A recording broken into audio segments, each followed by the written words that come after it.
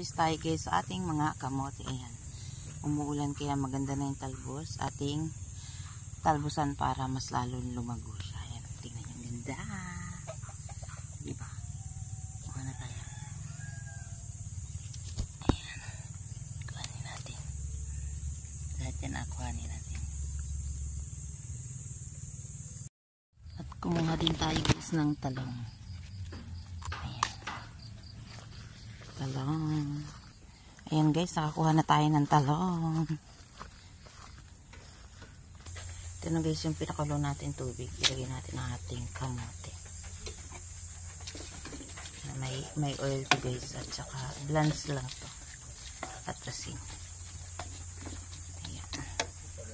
Tapos ito naman guys, iihawin natin ang ating talong din. O diba?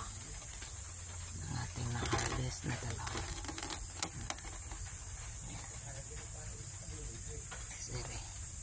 Diba? Sisaya. Healthy ang ulam natin. See guys, luto na ang ating talong. Diba? Galing ng ihawa natin.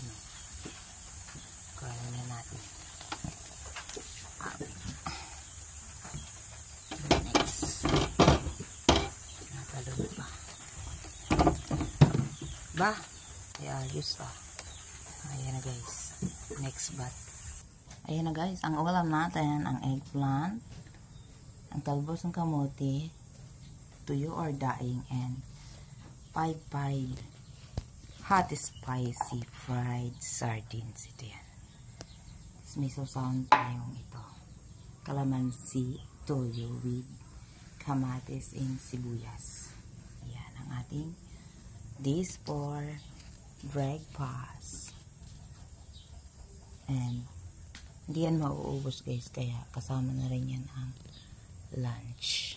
O, diba? Yan guys, let's eat na ang ating masarap na talong na inihaw ko, o diba? Ayan, diyan ko na nilagay yung sauce nya. Tapos meron tayong black coffee, tapos tuyo, sardinas, at talbos ng kamote. Dito kumain si na mother ay doon. Para ako ay free magdaldal, o diba? Let's eat po.